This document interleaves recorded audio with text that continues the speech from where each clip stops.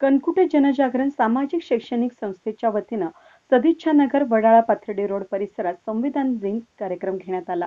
यावेळी दीप प्रज्वलन करून डॉक्टर बाबासाहेब आंबेडकरांच्या प्रतिमेस हार अर्पण करण्यात आला आणि मान्यवरांच्या हस्ते सत्कार करून संविधानाचं महत्त्व सांगण्यात आलं।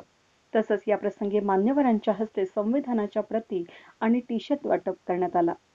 कार्यक्रमाचं आयोजन बाळासाहेब कणकुटे यांनी केलं आणि अध्यक्ष अनिल गांगुर्डे, प्रमुख पाहुणे म्हणून नगरसेवक भगवान दोंदे, नगरसेवक श्याम बडोते, साहेबराव आव्हाड, नन्नावरे, बंडू सावत आदी उपस्थित होते।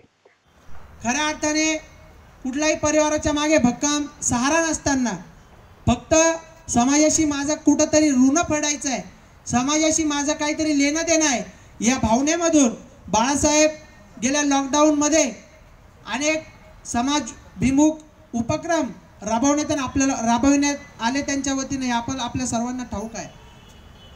बाळासाहेबांचं वैशिष्ट्य एक आहे की बाळासाहेब हे नेहमी कुठल्याही अनुदान न घेता, कुठलीही वर्गणी न घेता स्वखर्चानं जेवढे आजपर्यंत त्यांनी कार्यक्रम केले ते स्वखर्चानं, ते मला वाटतं रात्रपाळीला कामाला जाता आणि दिवसा असे विविध समाज उपयोगी कार्यक्रम ते घेत असतात। खऱ्या अर्थानं आनंद या गोष्टीचा होतो की अशा तरुणांची समाजाला आणि देशाला गरज आहे। खऱ्या अर्थानं बाळासाहेब, मी आपल्या सर्व या ठिकाणी नेते आहेत त्यांच्या वतीनं तुमचा या ठिकाणी सत्कार करू इच्छिणार आहे। सर्वप्रथम मी या कार्यक्रमाला का आलो तर मी सुद्धा आंबेडकरी चळवळीतला एक कार्यकर्ता, फुले आणि आंबेडकर या दोघांची एकत्र चळवळ आणि मी फुलेंच्या वंशामधला आहे, त्यामुळे मी आंबेडकरांना आणि फुलेंना ना त्या चळवळीतल्या कार्यकर्त्यांना वेगळं काहीच मानत नाही। फक्त मी भारतीय जनता पार्टीमध्ये आहे आणि त्यामुळे मला काही वेगळं मानायचं काही कारण नाही आहे। तिथं असलो तरी तिथं आम्ही सगळेच आंबेडकरी चळवळीतले कार्यकर्ते आहेत। श्याम आहे आमच्याबरोबर,